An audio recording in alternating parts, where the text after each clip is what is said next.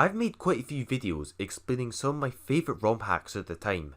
Radical Red is one of the most notable examples, where I claimed it was the best Pokemon game purely in terms of gameplay. But I wasn't being completely truthful.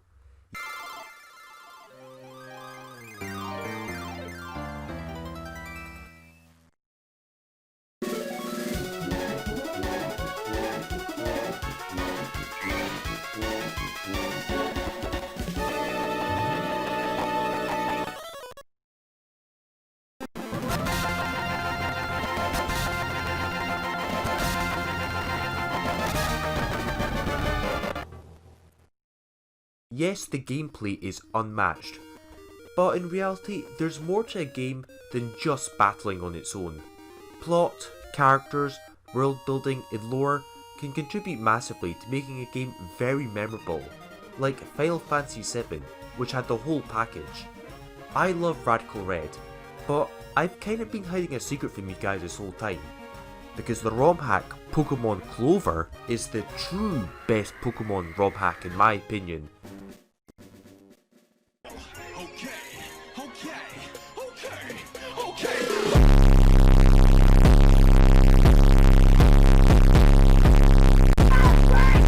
Wrong. That is meme style.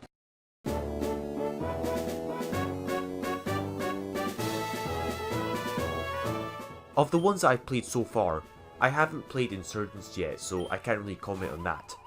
But Pokemon Clover is so incredibly fun, hilarious, engaging, challenging, witty, clever, deep, and emotional. A true masterpiece in sheep's clothing. This game has it all.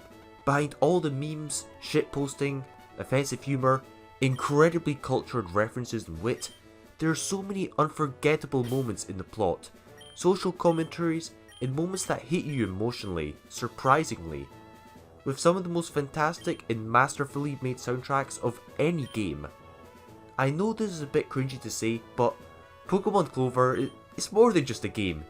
It's something you experience, and once you understand it, you really understand it, and you've seen everything the game has to offer, you'll never be the same again.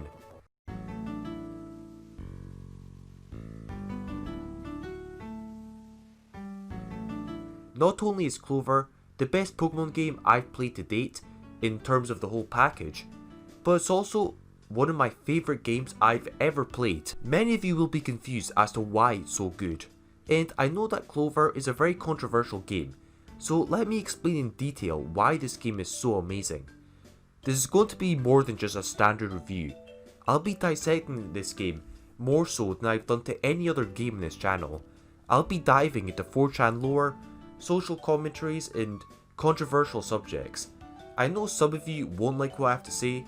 Hell, YouTube will probably end up demonetizing this video, but this is a passion project I'm going to do no matter what.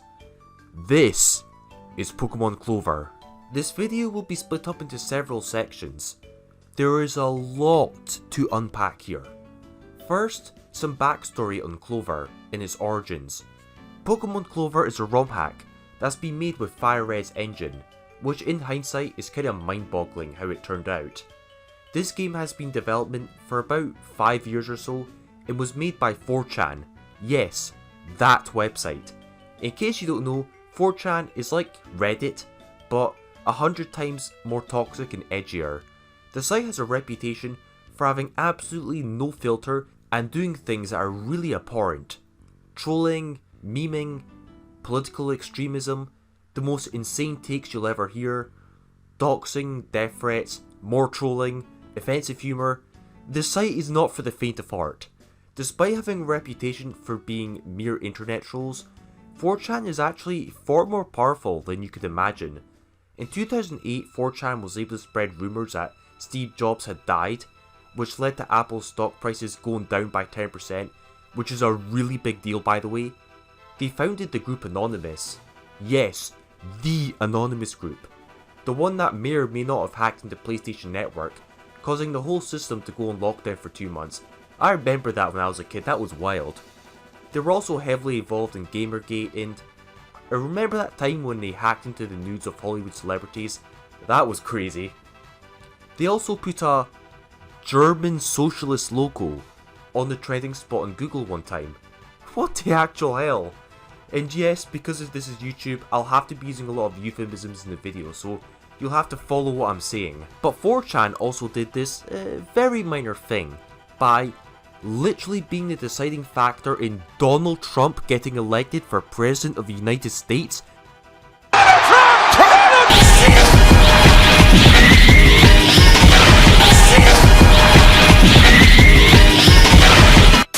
And no, I am not exaggerating with that. Go watch Emplemon's video on this. It's incredible. 4chan was most likely able to influence who got to become the most powerful man in the world, which is just comical.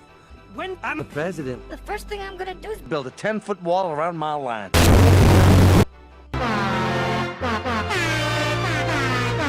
Somebody. This is the part where you run away.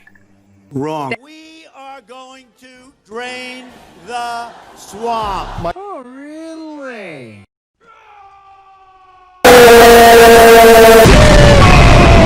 Yes, the site has a reputation for being an absolute cesspool at times, such as how it destroyed the life of people like Jessie Slaughter, who, while she was extremely obnoxious, she was still a child at the end of the day. Despite this, 4chan has also done some good deeds that do deserve some praise, like finding out about a lonely old World War II veteran and flooded him with presents and birthday cards to cheer him up on his birthday, and many times they would engage in vigilante justice, giving genuinely terrible people their comeuppance.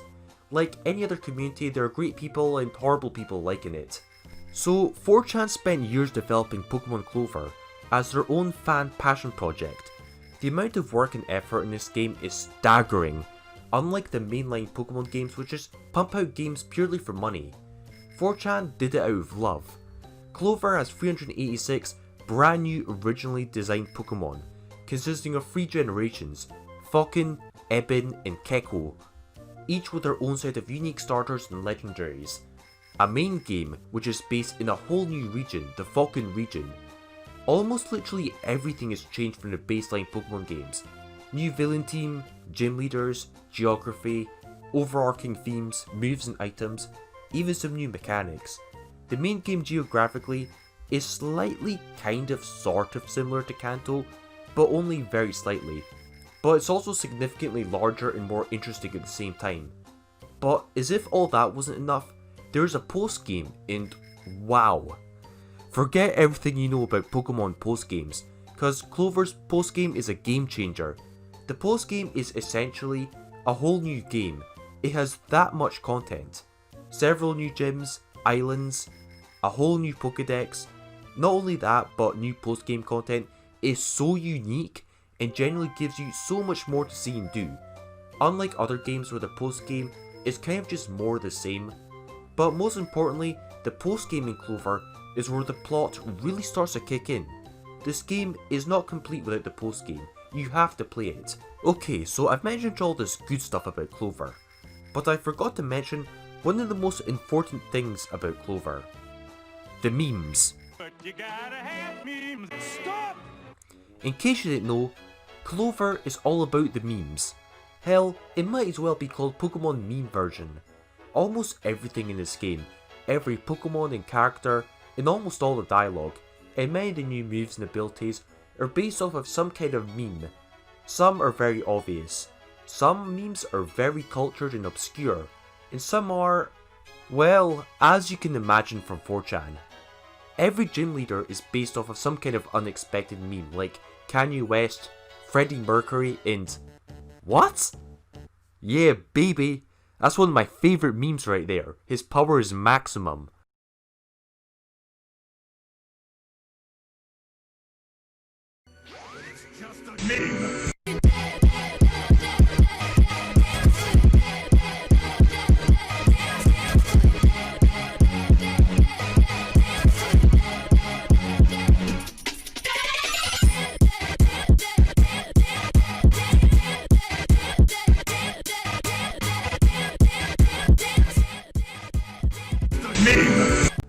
The gyms in Elite Four are some of the highlights of the entire game, each being completely original and having a very fun puzzle and gimmicks that are actually enjoyable to do inside of them. And let me give you just a tiny sample of the many Pokemon in this game. Rectream, the grass starter, whose biological quirk is it has a literal tree up its rectum, which it uses to hit like a truck in battle.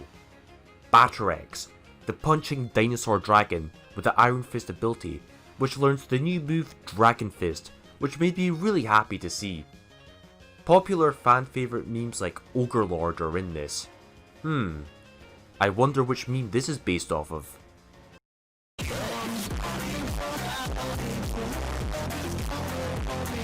Oh baby, Sun Nanos.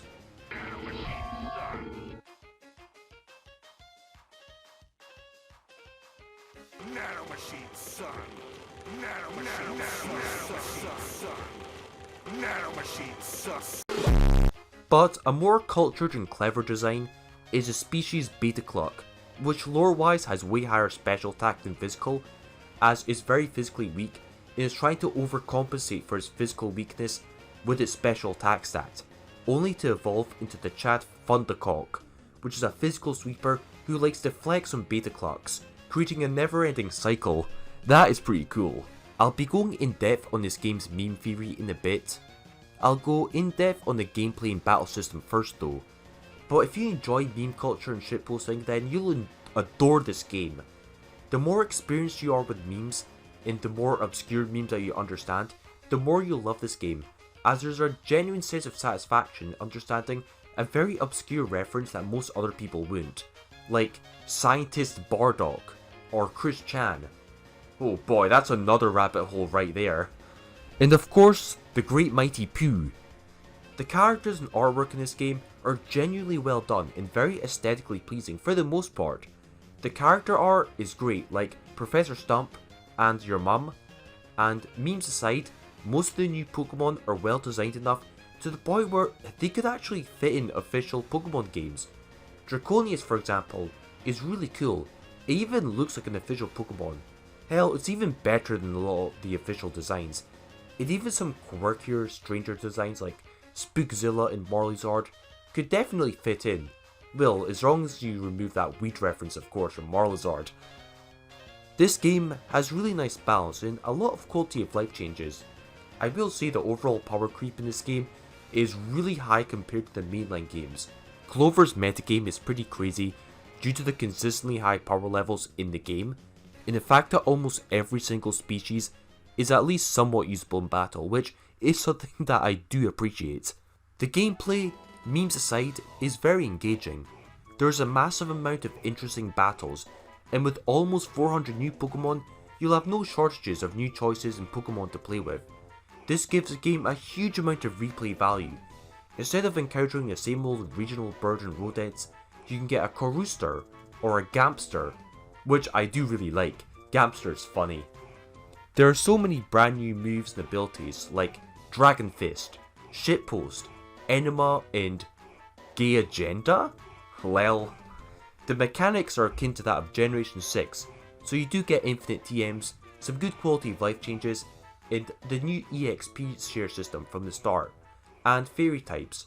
Probably one of the most impactful things about this game is the battles. The battles in this game are intense. If you're a casual, then just like in Pokemon Radical Red, prepare your cheeks for a firm spanking. The boss battles are on the same caliber as Radical Red, and they're not to be taken lightly.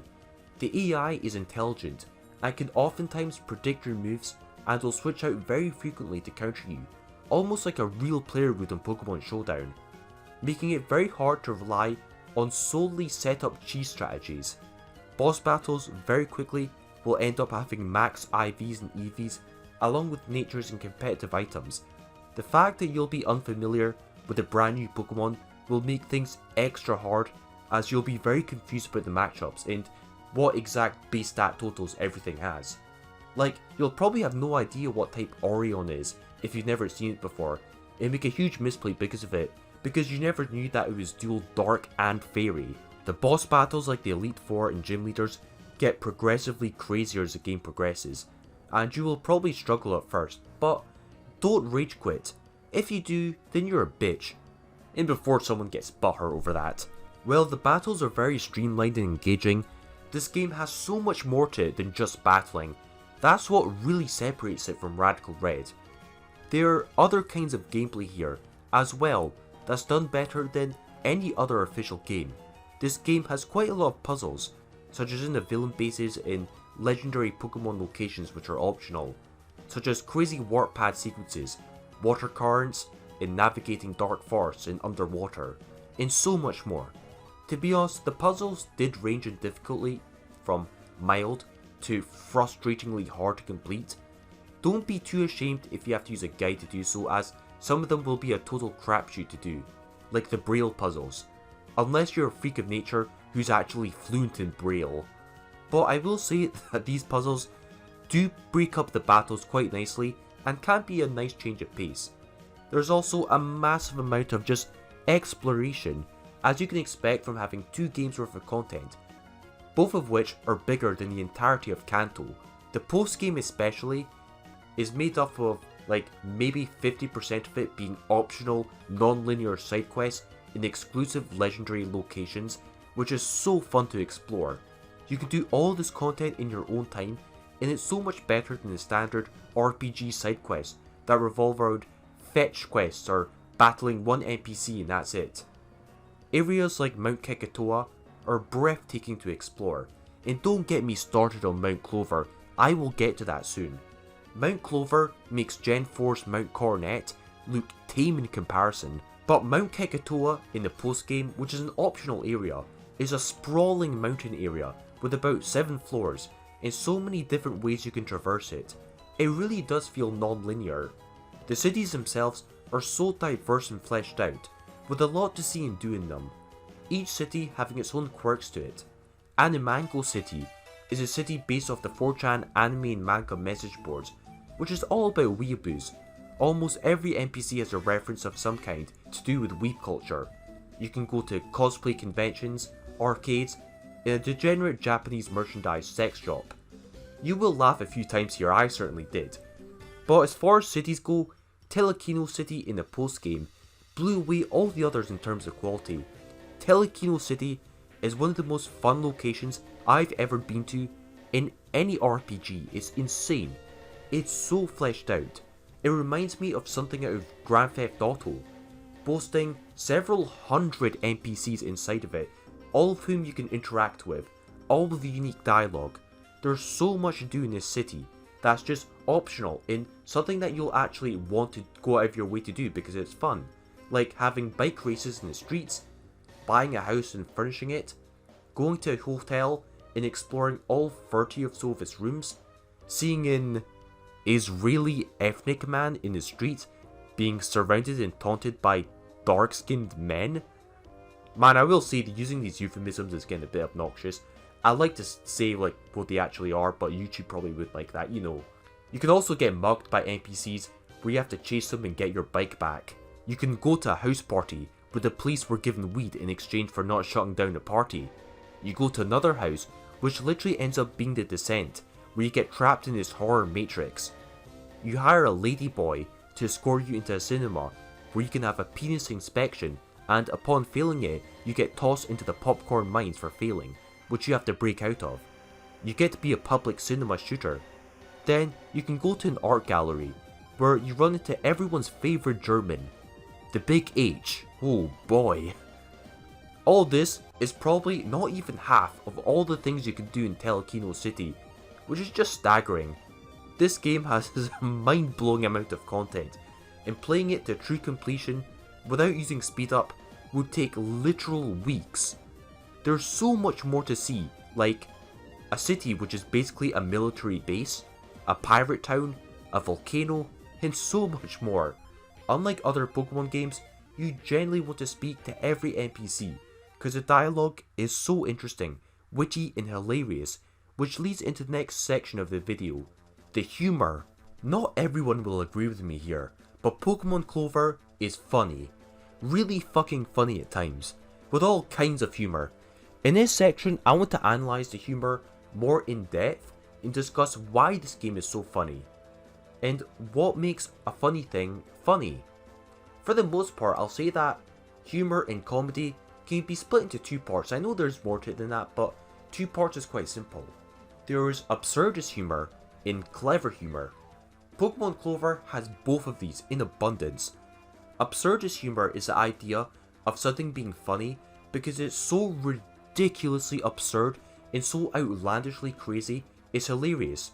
Kinda like shock value, it just forces you to burst out laughing instinctively because it just hits you out of nowhere. Examples of this include things like The Room, especially the bit where Tommy Wiseau responds with this gem of a line. Found out about it, beat her up so bad she ended up in a hospital on Guerrero Street. What a story, Mark. Who Killed Captain Alex is also such a gem in this regard, with its comical VJ Emmy on the microphone, making the film so nonsensical it's unbelievably funny, even better than The Room. Everybody in Uganda knows Kung Fu. The movie's on. The movie's on. The movie's on. The tiger is in the cage. Super fighter. Action-packed movie. From Wakari Wudunatete. VJ Emmy on the microphone. Expect the unexpectable. Mamma mia. And the entire run-up to Trump's presidency was such comedy gold. Trump's absurdity was so surreal and outrageous, it somehow worked. Autism has become an epidemic. One man who knew nothing about politics was able to literally meme his way to the most powerful office in the world. Oh, look at my African American over here. Look. You can't make this stuff up, Lel. Somebody once told me the war is not rolling. Pokemon Clover has a lot of absurdity in it. Like a side quest where you help a band of Mexican immigrants cross the border into the fucking region.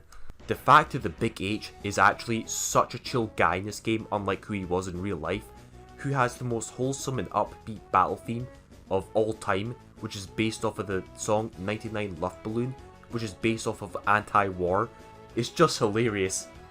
Funadong's Pokedex entry made me laugh unexpectedly, and this one encounter where a feminist jumps you out of nowhere and randomly calls you a terrible shitlord with this bizarre music in the background, this made me laugh out loud, man. I don't even know why. But these examples are only scratching the surface of absurdity in this game. I can go on all day about this if I had to. There's so much absurdity in Pokemon Clover. The other kind of humour is clever humour, witty humour, which is arguably the higher quality kind of humour. Humour that is multi-layered and is funny on multiple levels, oftentimes requiring you to use your brain to get the joke, while being smart and absurd at the same time. Some of my favourite examples of this is the old school Simpsons seasons like season 3, which was genuinely witty and clever and hilarious at the same time. One of my personal favourites was when Lisa was listening to a tape on how to speak Italian, only to find out that it was actually Italian for Italian Americans. And about The Simpsons, who can forget the steamed ham segment? Hell, Principal Skinner was such a funny and well-crafted character. Family Guy is when humour is done badly. Family Guy's jokes are bad to the point where it feels like it's actually insulting your intelligence. They drag on way too long, and they insult you by flat out telling you that you should laugh at the jokes. Like this one here, this fly going out the window was dragged on for a ridiculous 20 seconds, basically wasting your time at that point. Clover does this very well, however. One of the more clever examples is when you have to fight the legendary Dildo Dragon Badon, which your mum gives you as a present for beating the main game. This is a hilarious example on multiple levels. It's funny on surface, as the idea of fighting a dildo monster is so surreal on its own. The soundtrack also adds to the ridiculousness of the battle. Just listen to this.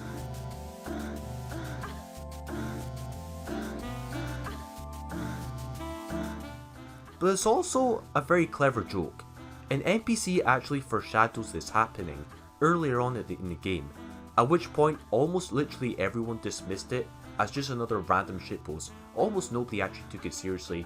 Hell, even Kexandra jokingly hinted at the idea that your mum uses these sex toys. But what makes this joke really funny is reading between the line. Badon is most likely based off of a fantasy sex toy company called Bad Dragon.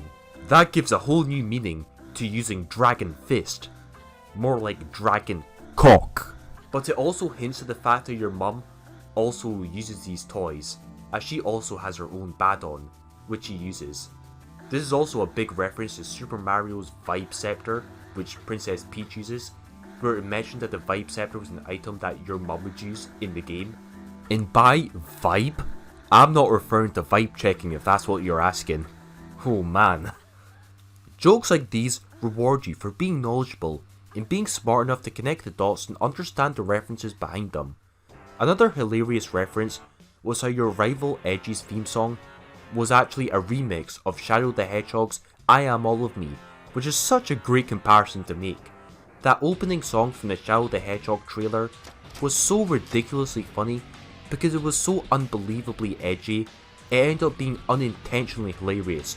This really out of place edgy rock song, playing with all these monsters just pouring out of nowhere in this huge battle erupting in the city. Shadow the Hedgehog is now using guns. It is really funny in the opening how he puts a magazine in his SMG, but then he pumps it like it's a pump action shotgun. Like, what even is this? So edgy, man. Randomly starts fighting aliens and human soldiers alike, where he blasts some human soldiers with an energy bomb straight out of Dragon Ball. This part was especially funny how Shadow the Hedgehog randomly just squares up to some soldier on the ground as the camera just zooms into his eyeballs as he's shaking from pure edginess, like he's about to unleash his anger on this poor sap. Then probably the most comical part at the very end of the trailer, where he shoots Sonic the Hedgehog in the back for some reason, then just blasts away. This trailer was so unintentionally funny, and seeing it come out of nowhere in Pokemon Clover made me genuinely laugh. Just goes to show how much of a monstrous edgelord your rival is, if that's his theme song. There's no way in hell I can cover all of the humour this game has to offer, not even close. But this should at least give you an idea of what to expect from it. As for characters, there's such a huge and colourful cast to see. I love how many of them have the character art to give them more detail and personality. The regional professor is Professor Stump. He's a blast to see. He's also crazy, as you can imagine from someone with the name Stump. Your rival Edgy, as I mentioned, is a complete edgelord, but despite that, he has a lot more to him than you might think. The best friend character is Kexandra or Viol, depending on what gender you picked. Kexandra especially was just a really funny character, despite the fact that she had probably the least amount of depth, though to be honest, the mainline Pokemon characters weren't the deepest either. But unlike them, Kexandra is actually entertaining to see. Her dialogue is so out of nowhere and surreal, it just made me laugh at points. But a huge part of this game that hardly anyone talks about that I want to cover is the music.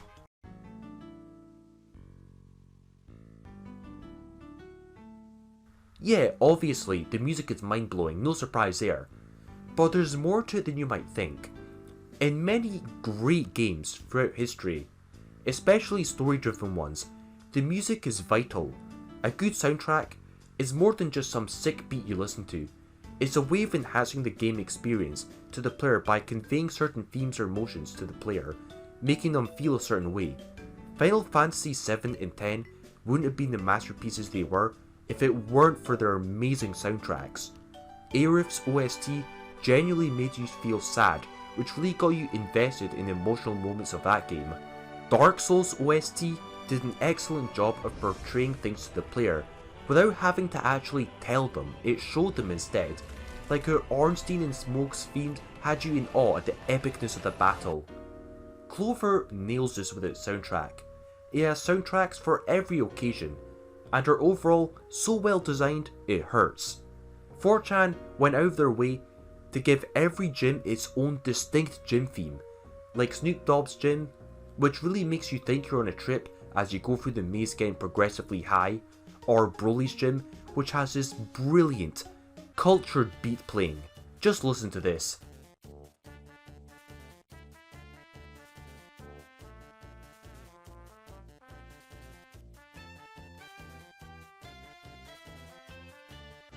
And just wait till you hear the gym leader's OST in this game. Oh god.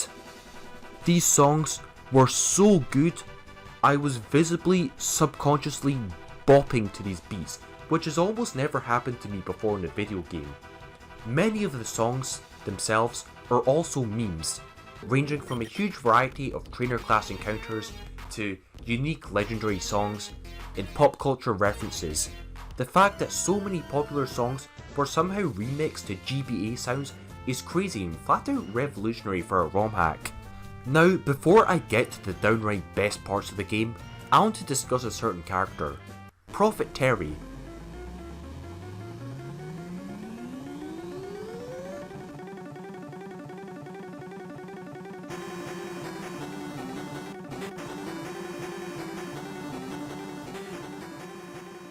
Who's based on a real life phenomenon Terry Davis, is a recurring character in Clover who kind of fascinated me, not knowing who he was prior to playing this game.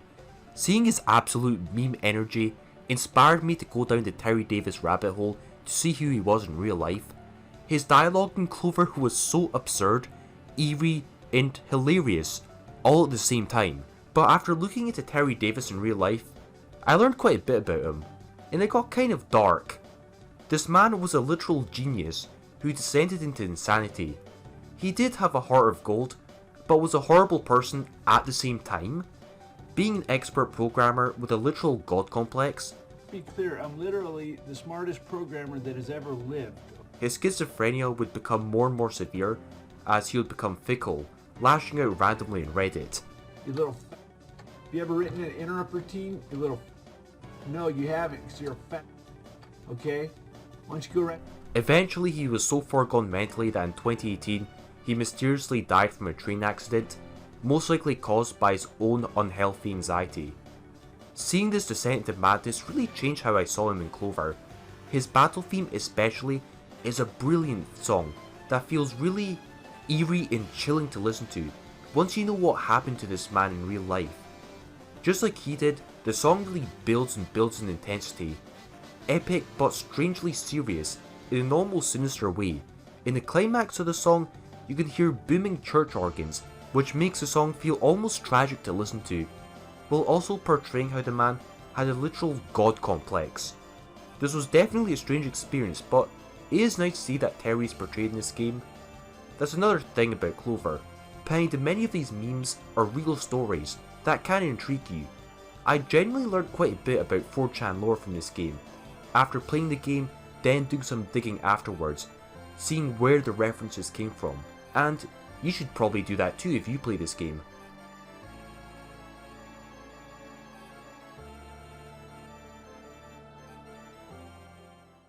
Now it's time to delve into the juiciest parts of Clover, the plot, in the true heart of the game. Now on surface, most people kind of dismiss the plot of this game, but after experiencing the entire game, there's a lot more to the plot than meets the eye.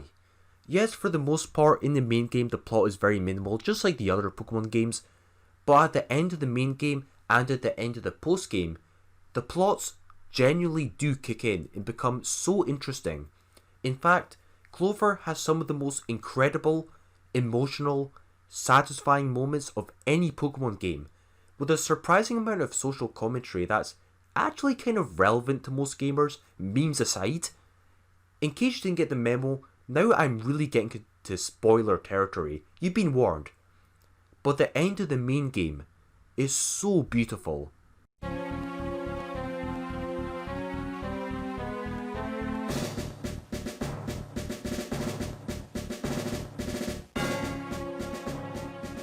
This is by far my favourite Elite Four challenge I've ever seen. It's brutally hard to battle, and the Pokemon League OST is so good.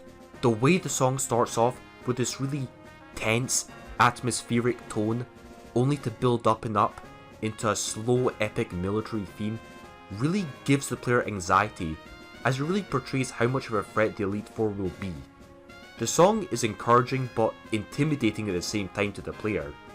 The Elite Four themselves, the battles are wild, and they do require strategy to beat for the most part, with such epic boss themes.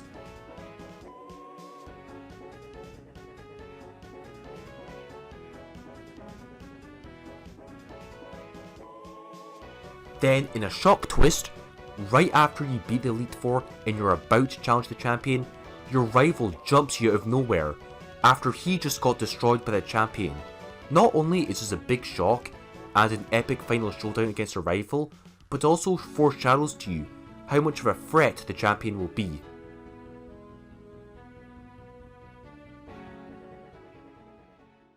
But after all that, the champion battle is what really moved me. This is one of the two absolute best moments in the game. You finally go to confront the champion, who ends up being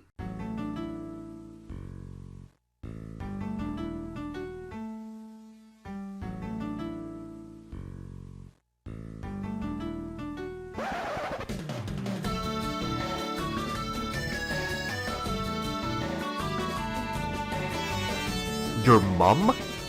What? Oh my god, I was not ready for this. This twist was so masterfully done, it hurt. Such a beautiful scene. The way the game utterly confuses you by playing your hometown theme only to completely shock you with a beautiful remix. This idea is brilliant for several reasons. It's a huge surprise, emotional, funny and clever all at the same time. It's a complete 180 on the standard Pokemon formula that your mum is just a random NPC who does nothing. Now she's literally the strongest trainer in the game. It's not only shocking but also so satisfying to reach this moment. It's clever as it hints at the fact that your mum was literally the protagonist of her own prequel game when she was your age, which is a very interesting idea for a Pokemon game. A lot of people mention how this is an idea that they would like to see Game Freak actually implement in their games.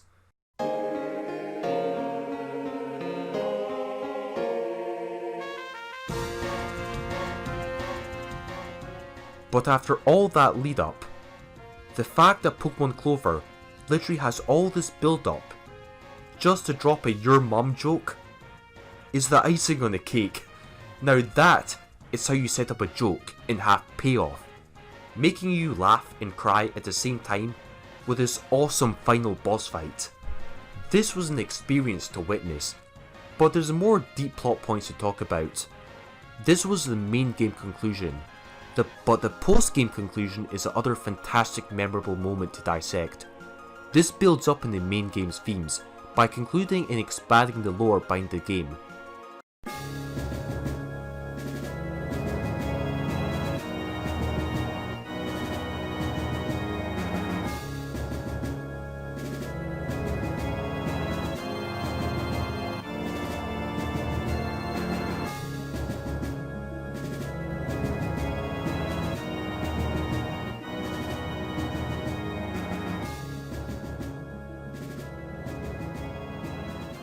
The villain and his motivations, and develops a social commentary on the nature of 4chan and meme culture in general.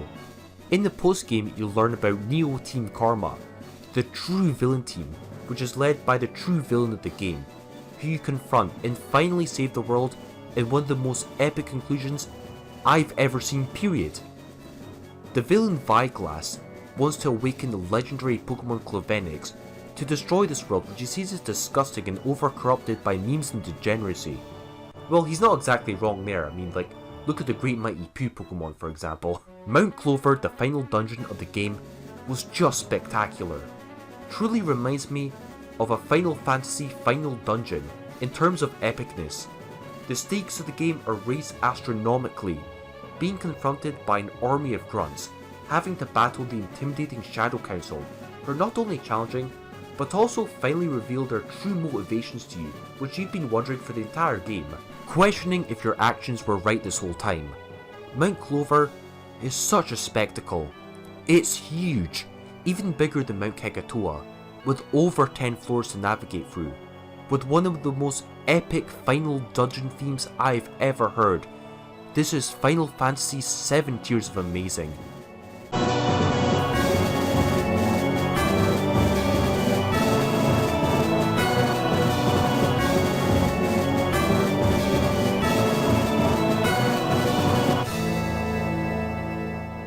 The way the soundtrack builds and builds in seriousness until you eventually reach the top, you confront Viglass, who's such a character to behold. He always reminds me of like Vass from Far Cry 3, and how crazy but witty he is at the same time. After all the dialogue, you finally have the true final boss battle, with his masterpiece of a soundtrack. The song genuinely makes you feel emotional, due to how upbeat and wholesome it is, even though the world is at stake. After such a long journey, you know that this is it, this is the end. But you don't want the game to be over despite this. You're sad to see that the game is ending finally. You have one more battle to save the world.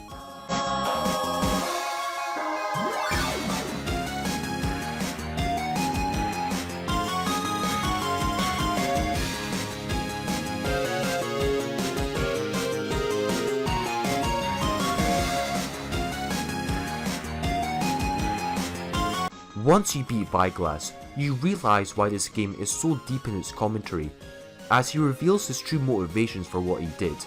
In reality, Viglass came from a world much like our own, but being such a loser who was disenfranchised with the real world, created this game world, the world of Pokemon Clover, which he would become so entranced with that he entered himself into the game world and left the real world behind, only to eventually grow to hate this new world that he created as well. He created this world, but he didn't intend on the Pokemon to be based off of memes to the extent that they were. Seeing the player character enter his world, who was the complete opposite to him, who actually loved their Pokemon and genuinely loved the world that they lived in, drove Viglass mad, leading to him trying to destroy this world that he created so he can rebuild a new world to start over. The final battle is a clash of ideas, I guess. You fight to show Viglass that your world has a right to exist, and that he's become too hateful. In the conclusion, Viglass realises how much of a literal autismo he's become, that this all started because of his failures in the real world. In the end, he returns to the real world, to his real self, and vows to no longer delude himself from reality, and to turn his loser life around. And as the final cutscene triggers, you see the final message of the game.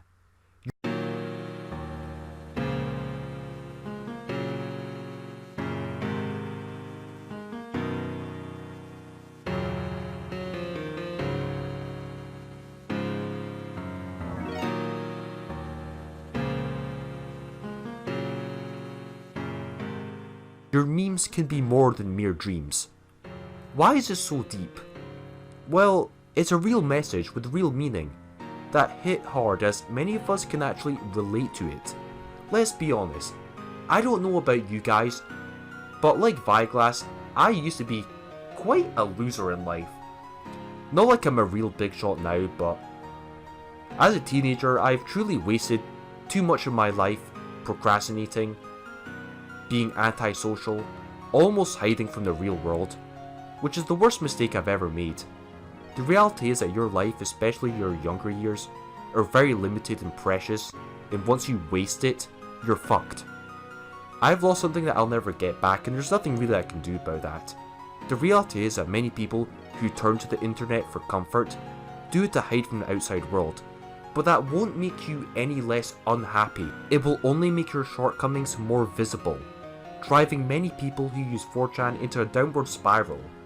This is one of the reasons why 4chan is such a cesspool, and why there's a stereotype of the neckbeard losers, I guess. It is a stereotype, but it does exist. After failing a whole lot, I learned that the only thing you can do is accept responsibility for the situation that you're in, face reality, and make a genuine effort to turn your life around. That is how you become happy in life, not just hiding from reality. Like, need money? Get a job. Need lots of money for the future? Look into getting a good career. I'm going into teaching, but if you don't have any university qualifications, there are options like the military or police force, which actually pay just as much. Lonely? Try to meet people in real life who are like-minded. Go to clubs or societies, for example. I know this isn't easy for some people who are socially reclusive. Not everyone is as lucky as everyone else, but seeing the credits roll in Pokemon Clover with that wonderful credit song is so calming and uplifting. How can you not be motivated after listening to that? This message was also brought up in Rival Edge's conclusion of his own arc, after finally getting revenge on his father, who he hated this whole time. which is why he was so edgy in the first place, only to realise that beating his own father didn't actually end his hatred like he thought it would. Rather, it was the friends he made along the way. I know it's a little bit corny, but it was really wholesome. I like how, memes aside, Edgy did have a decent arc to him. It is wacky as anything, but it's believable to an extent, memes aside. Hell, even Outcast Island brings up the idea of social outcasts. The funny thing is that the island, if you zoom out, is actually shaped like Pepe. That is funny. But the dialogue in this island, in the soundtrack, is very bizarre, and that's done on purpose. Most of the NPCs consists of German socialists, I'll call them, and neckbeards for example, who have opted out of mainstream society, rejecting normie culture, and creating a literal safe space just from themselves. You can see from a lot of the dialogue that 4chan criticizes itself in this regard. It is self-aware that a lot of outcasts lurk on 4chan and that it's a safe space in itself, secluded from the rest of society. This is a very interesting perspective to see. The dialogue being as well as it is, can have some bits of truth to it as well. Oh my god. Now, with all that said and done, I need to address the elephant in the room. The offensive humour, and the controversy.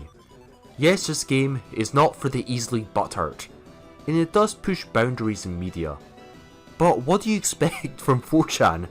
The humour, especially the offensive humour, is so ridiculous and absurd that almost virtually no one with 2 brain cells will take it seriously at all. Yes, it does have jokes about people with dark skin, if you can say that, but it also trashes on literally every single group of people imaginable.